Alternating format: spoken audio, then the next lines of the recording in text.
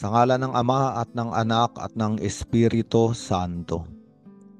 Panginoon, isugo mo ang iyong espiritu at pagpanibaguhin mo ang muka ng aming mundo.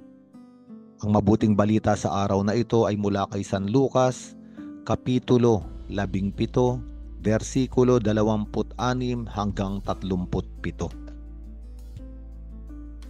At sa ebanghelyong ito, sinabi ni Jesus, ang pagparito ng anak ng tao ay matutulad sa nangyari noong kapanahunan ni Noe. Ang mga tao nooy nagsisikain, nagsisiinom at nagsisipag-asawa hanggang sa araw na sumakay si Noe sa barko, dumating ang baha at namatay silang lahat. At gayon din ang nangyari noong panahon ni Lot. Ang mga tao ay nagsisikain, nagsisiinom, bumibili, nagtitinda, nagtatanim at nagtatayo ng bahay.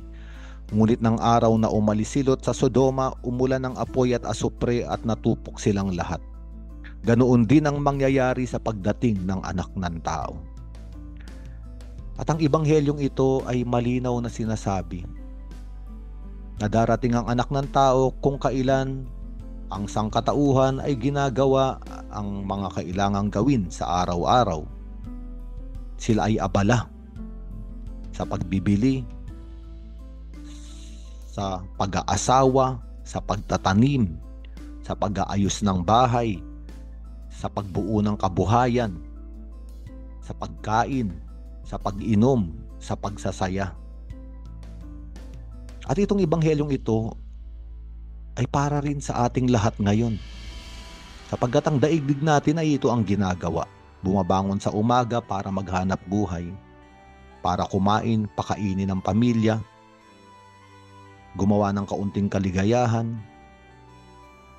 pumunta sa kaunting kasiyahan, magtanim, magnegosyo, mag-aral, mga normal na gawain ng tao.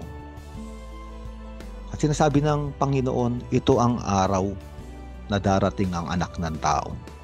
Ginagawa ng sangkatauhan ang kanilang dapat gawin, ngunit ang malinaw sa ebanghelyong ito, na lahat ng mga taong ito hindi nila napansin na dumating na nga ang araw.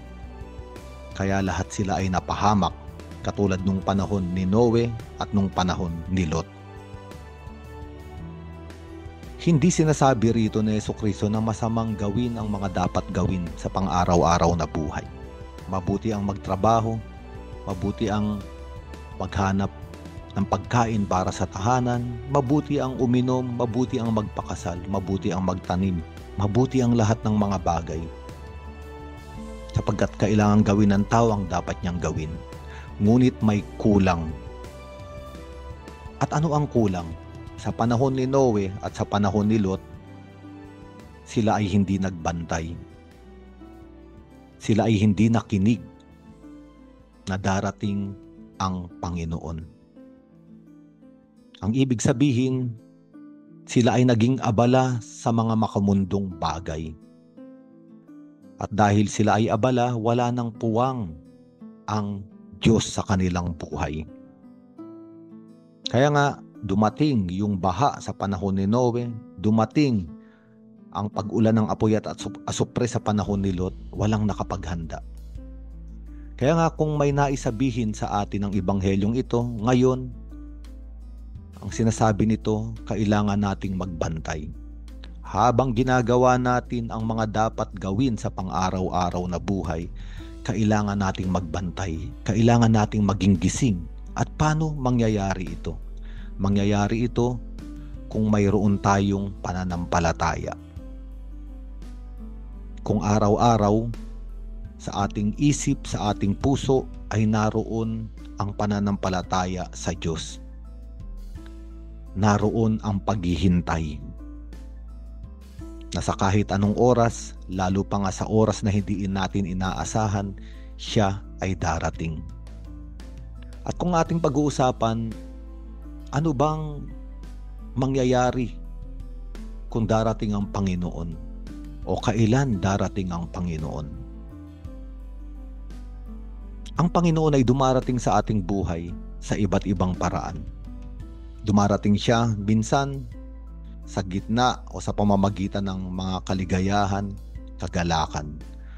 Minsan naman dumarating siya sa atin sa pamamagitan ng mga problema, suliranin, pagkakasakit, o mga insidenteng hindi natin inaasahan sa ating buhay. Doon dumarating ang Panginoon. Ngunit ang taong walang pananampalataya, halimbawa ay may nangyaring masamang insidente sa kanyang buhay, maari niyang ikawasak ang pangyayaring iyon. Maari na siyang hindi makabangon mula sa pangyayaring iyon. Ngunit ang isang taong may pananampalataya, ang isang taong may puwang sa kanya ang Diyos, araw-araw naghihintay sa Diyos, ang pangyayaring iyon, masama man, ay alam niyang hinayaan ng Diyos na mangyari sa kanyang buhay upang siya ay kausapin, upang siya ay tawagin ng Diyos na paigtingin ang kanyang pagkapit sa kapangyarihan ng may kapal. At ito ang sinasabi sa atin ng Panginoon. Gawin ang mga dapat gawin sa ating buhay, ngunit bigyan ng puwang ang Diyos sa pamamagitan ng ating pananampalataya.